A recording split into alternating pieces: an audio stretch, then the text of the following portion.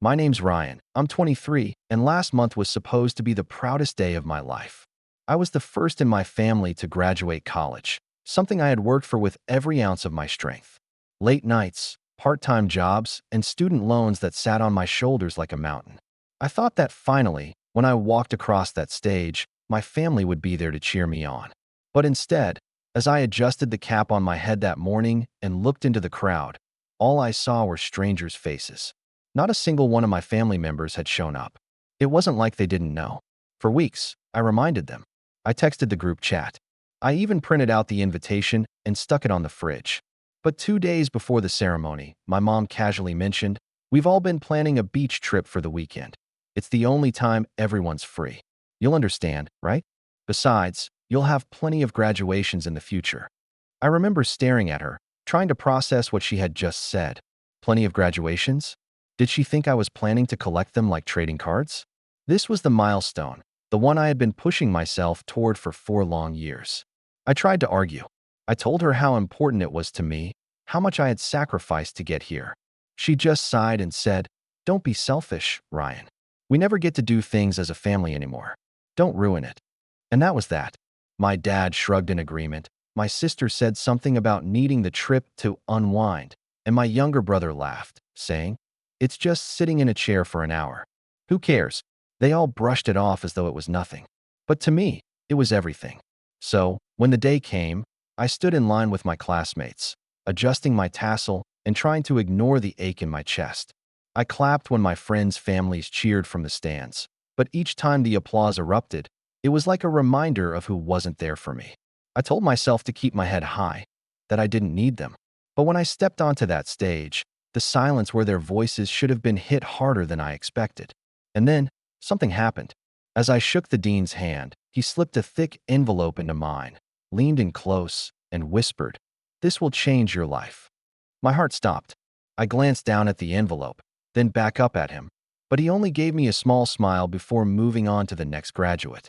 I couldn't open it right away, not while standing in front of hundreds of people, but my mind spun with questions. Was it a scholarship? A job offer? Some kind of award? All I knew was that my chest felt lighter for the first time all day, like someone had finally noticed me when my own family hadn't. That night, when I finally sat alone in my room with the envelope still in my hand, my phone started buzzing nonstop. Call after call, the screen lit up with mom, dad, sis, even my brother who barely texted me unless he wanted something. By the time I counted, it was 67 missed calls back to back. Something had shifted, and I hadn't even opened the envelope yet. And that's when I realized they must have found out. But found out what? I slid my finger under the flap, my heart pounding in my chest, and right as I was about to pull out the letter, my phone lit up again. Another call from mom. This time with a message attached. "We need to talk. Right now." I stared at the phone, the envelope still unopened in my lap, wondering why suddenly my family, who couldn't even bother to show up for me, was now desperate to reach me.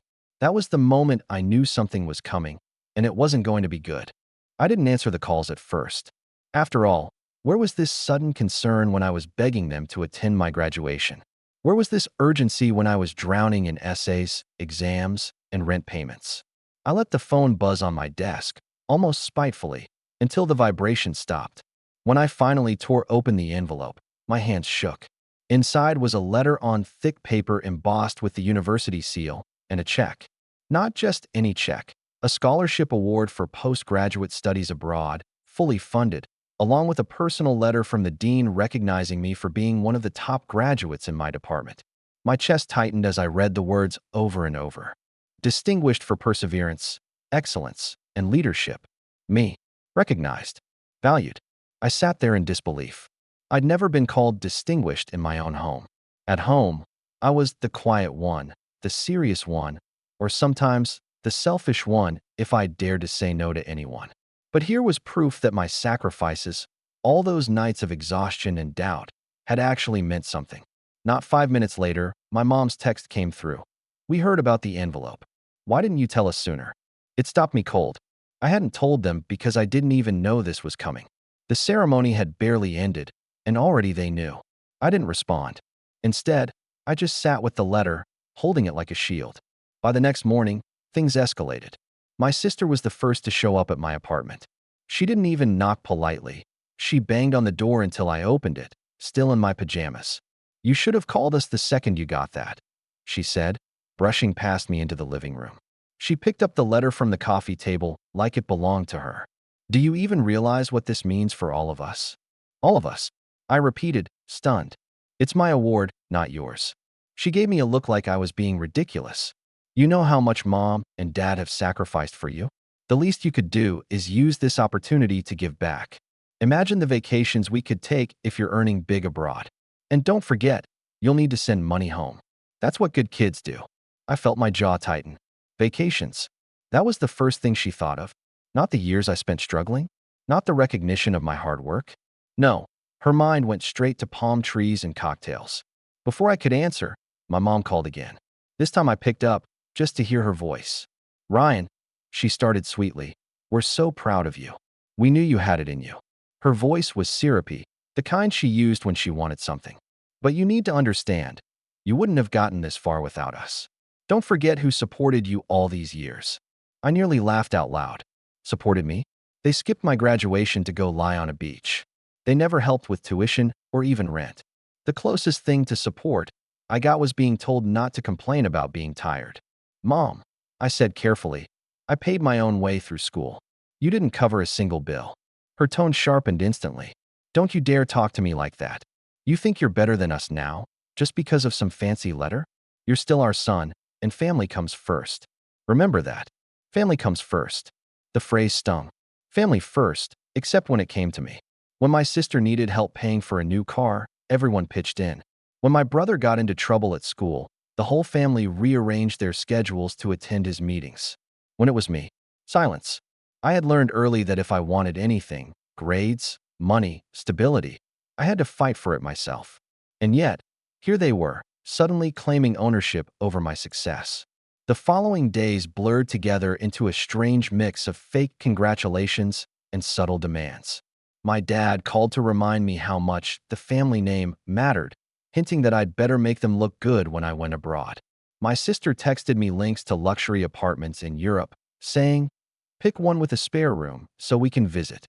My younger brother casually asked if I could help him get a car upgrade once I was settled, as if I was some sort of ATM. Each request chipped away at me, but the breaking point came a week later when I went home for dinner, trying to give them one last chance. The table was set, everyone smiling like nothing was wrong.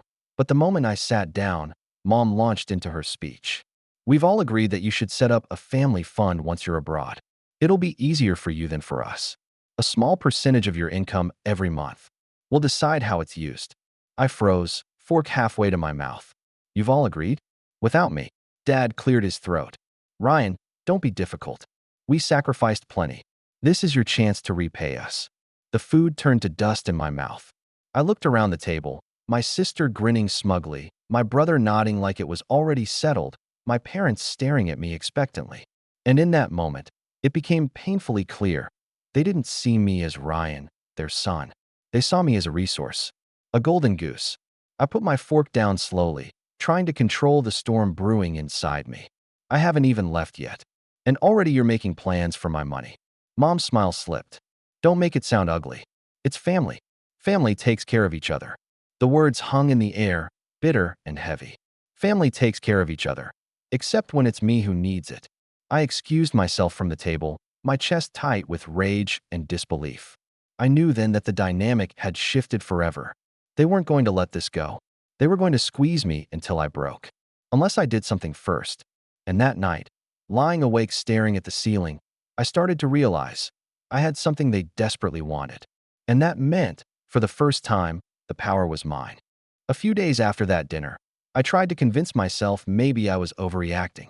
Maybe they were just excited, and maybe once things settled, they'd stop treating me like some walking checkbook. But then came the moment that shattered any illusion I had left. It was a Friday afternoon when I got home from class. I had started prepping documents for the postgraduate scholarship, passport renewal, medical forms, the works. I kept everything neatly stacked on my desk in a folder because I didn't want to risk losing anything. That day, though, the folder wasn't where I had left it. My stomach dropped. I tore through my room, checking every drawer, the closet, even under my bed. Gone. Panic gnawed at me. Those papers weren't just paperwork. They were my ticket to the future I had fought for. Without them, I couldn't even begin the process of moving abroad. My heart raced as I grabbed my phone and called my mom. She answered on the second ring, her voice calm, almost too calm. "Oh, that folder? We picked it up this morning," she said like it was the most natural thing in the world. My chest tightened. "You what? Why would you take it without telling me? We're just making sure everything's handled properly. You're young, Ryan. You don't always think things through. Your father and I will look it over and decide what's best for you. Don't worry." I was speechless. Decide what's best for me. It was my scholarship, my opportunity, my life. Yet in her voice, I heard no recognition of that. Only authority, as though I was still a child asking for permission to go out. "Mom, you need to bring those back. Right now." My voice shook, half from anger, half from fear. She sighed heavily, like I was being unreasonable. "Ryan, don't be dramatic. We've already spoken to your aunt about this. She thinks it would be smarter if you stayed here and worked locally for a few years first. You could contribute more to the family that way." My knees nearly buckled. They hadn't just taken my documents. They were planning to sabotage my chance to leave. The envelope had been addressed to me. The award was in my name. And yet they were already making phone calls to figure out how to keep me tethered. I hung up without another word and drove straight to my parents' house. When I stormed inside, my sister was sitting on the couch flipping through my folder. She didn't even look guilty. She grinned. "You should thank us. We're protecting you from making a selfish decision." "A selfish decision?" I repeated, my voice rising. "This is the biggest opportunity of my life." Dad came into the room then, holding the letter from the dean like it belonged to him. "Ryan, sit down. We need to be realistic. Your place is here, with us. You can always apply for something else later. But right now, the family needs you." I stood frozen, my pulse pounding in my ears. They weren't just being manipulative. They were trying to strip me of my future. Every ounce of trust one had left in them evaporated in that moment. "You're not keeping these," I said finally, stepping toward my sister and snatching the folder out of her hands. She gasped, as though I had wronged her.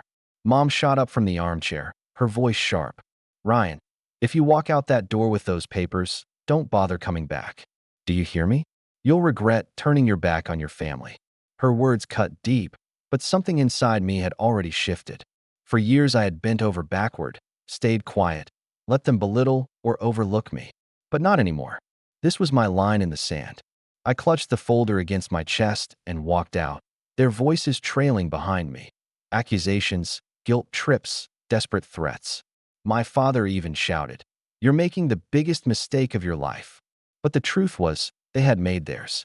That night, as I sat in my apartment, folder still in my hands, I realized the betrayal was deeper than just stealing papers.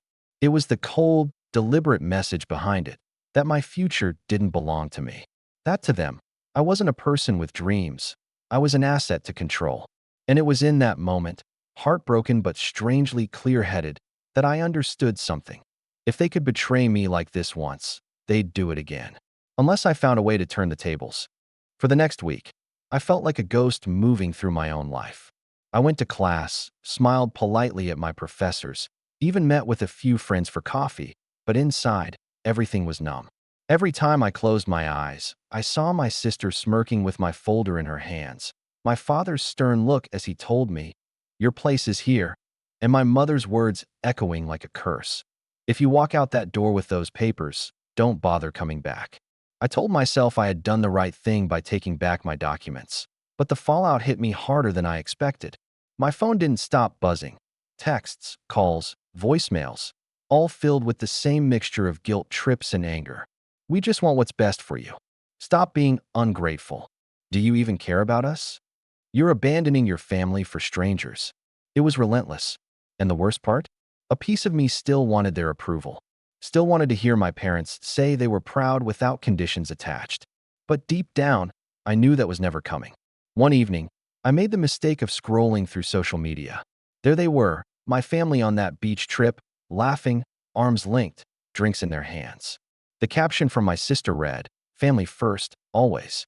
The hypocrisy hit me like a punch in the gut.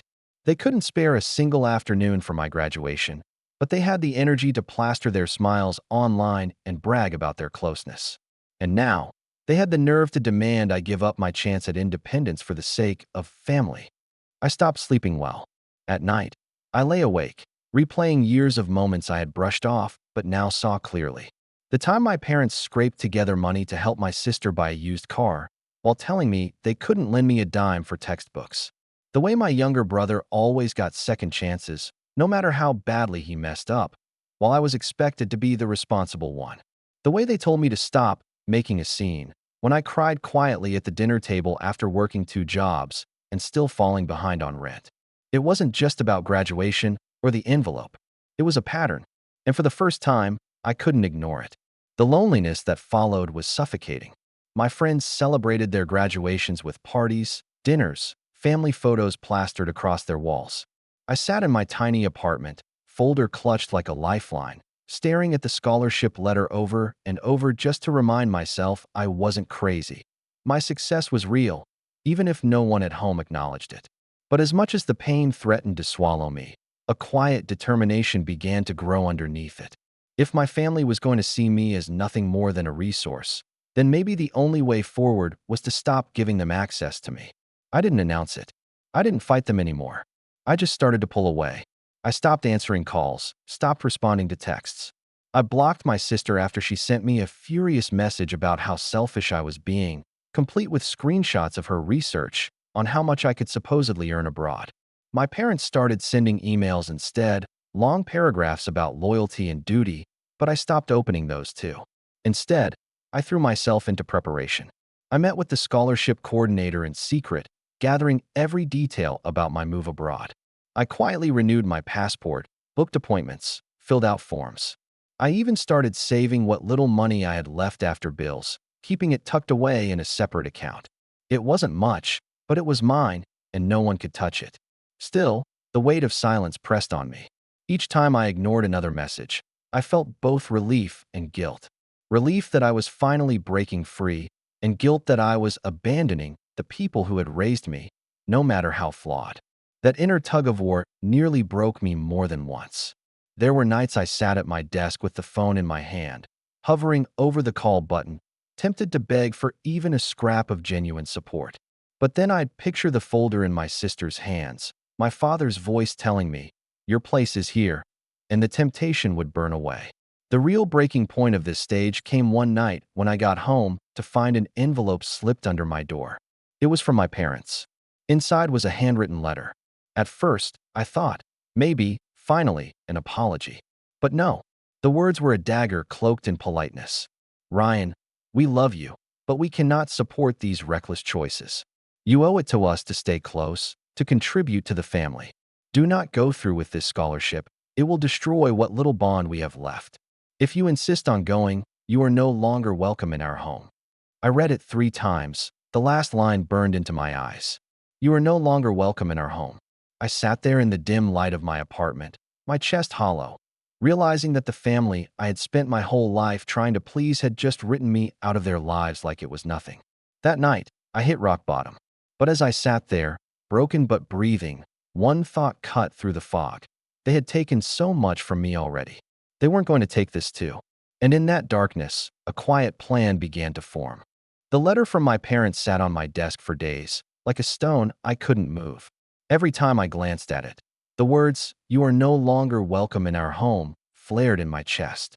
For a while, I carried that pain like it was carved into me, but something started to shift. The more I read their words, the more I realized they weren't a verdict, they were a release. If I was no longer welcome, then maybe I no longer had to bend myself into knots to earn their approval. Maybe I could finally live for myself. It began with small steps. I woke up one morning and, instead of checking my phone for their calls or texts, I left it on silent and went for a run. The air felt sharper, cleaner, as if I was inhaling a life that hadn't belonged to me before. I came back, sweaty and exhausted, but for once I didn't feel weighed down. I felt lighter, free. From there, I doubled down on preparation for my scholarship. I met with the program advisor more frequently, absorbing every detail about life abroad, the language, the city, the research I'd be diving into. She looked at me with genuine pride in her eyes and said, "Ryan, you're exactly the kind of student this award was meant for." I nearly broke down right there in her office. To hear someone say those words without an agenda, without an ulterior motive, it felt like oxygen after years of suffocating. I also began working more hours at my part-time job, saving every extra cent. I cut back on little luxuries. No takeout, no late-night impulse buys, because I wanted to step onto that plane with a safety net of my own. Each paycheck I deposited into that quiet little savings account felt like stacking bricks under my feet, lifting me higher, giving me ground that no one could pull out from under me. Something else started happening too. People around me noticed. My professors reached out with glowing recommendation letters. A mentor offered me a research assistant position over the summer, saying he trusted me more than anyone else to handle it. Even some of my friends, who had celebrated with their families at graduation, admitted they admired how I kept going despite everything.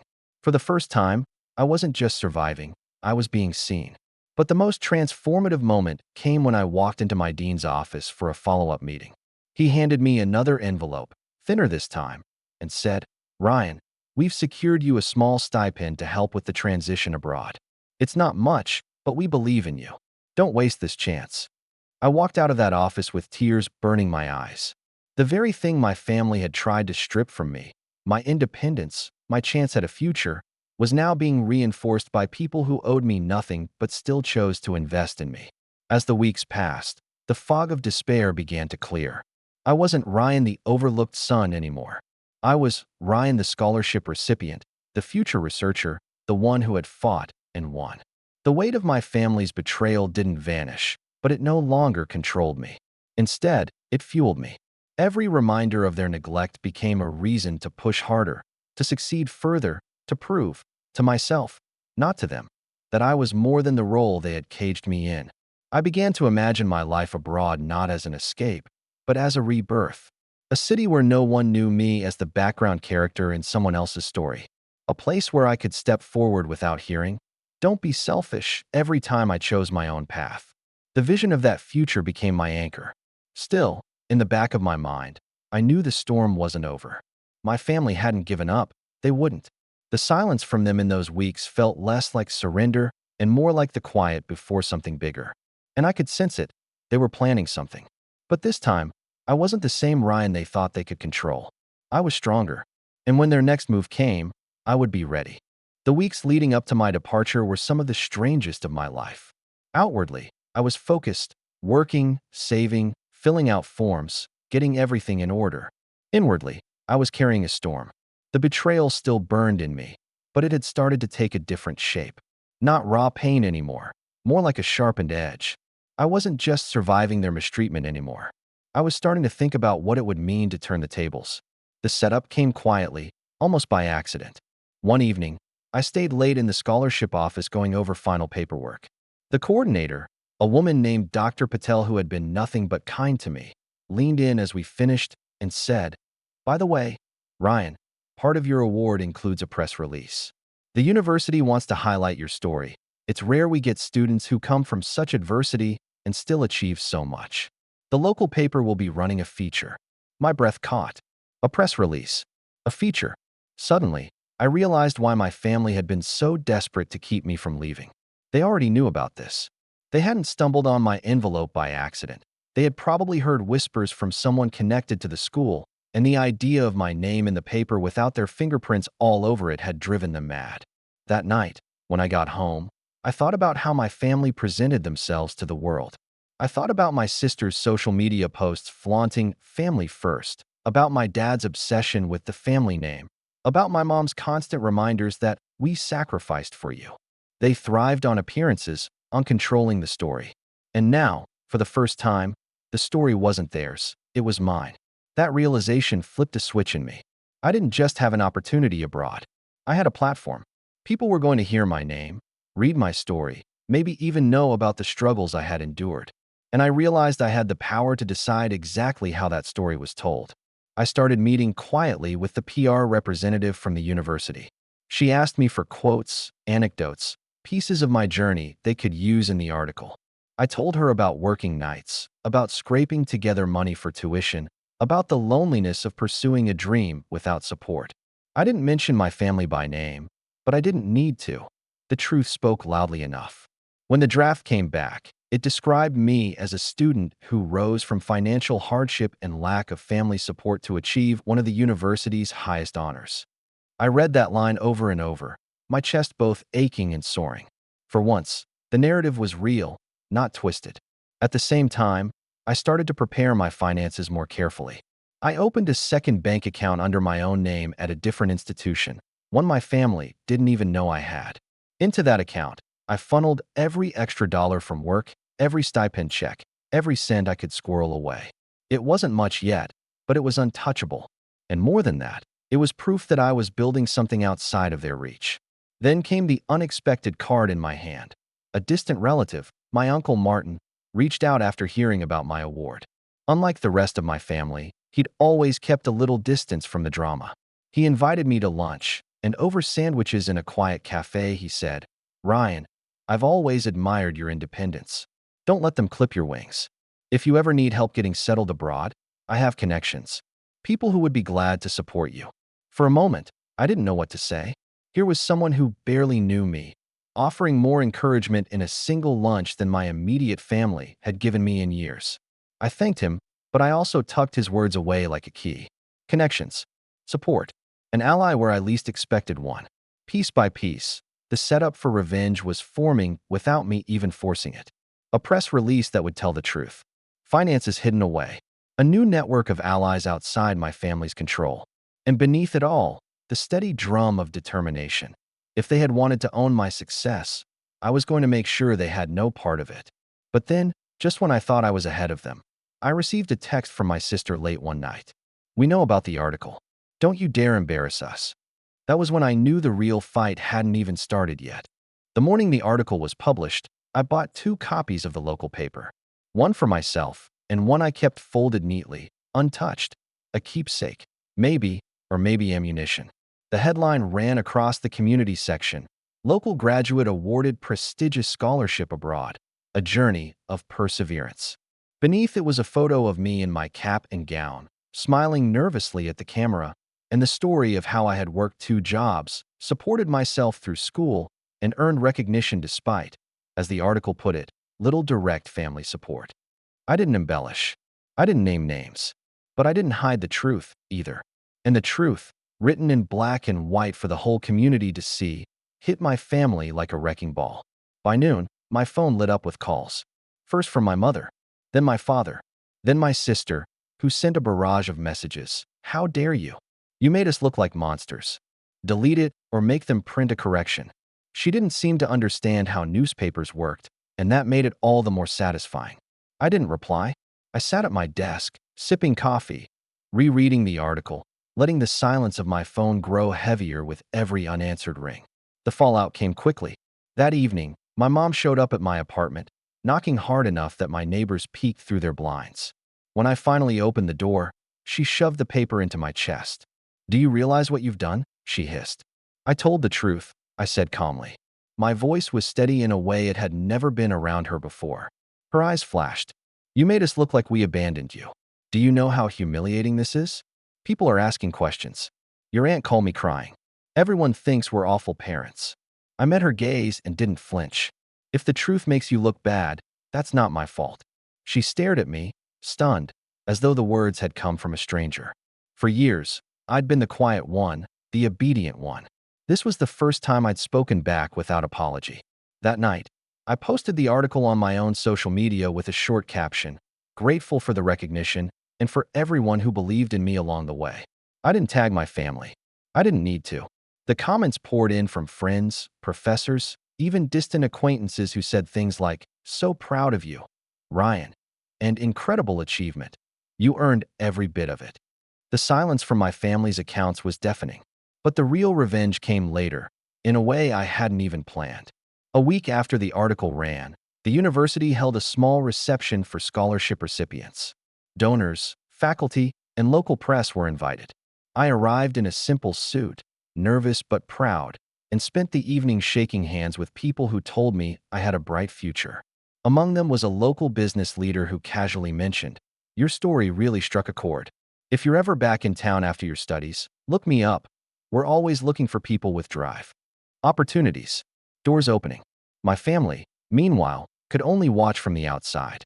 They weren't invited, they weren't celebrated, and they couldn't claim a shred of the spotlight they had tried to wrestle away from me. A few days later, my sister sent me one last message. Fine, do whatever you want. Just don't come crawling back when it falls apart. I looked at the text for a long moment, then closed my phone without replying. For the first time in my life, I didn't feel the urge to argue, or explain, or plead. The revenge wasn't loud or dramatic. It was in the calm, undeniable fact that I had risen without them, that the world was finally seeing me for who I was, not who they wanted me to be. And as I began to pack my bags for the move abroad, folding each shirt with a kind of quiet ceremony, I realized I wasn't running away anymore.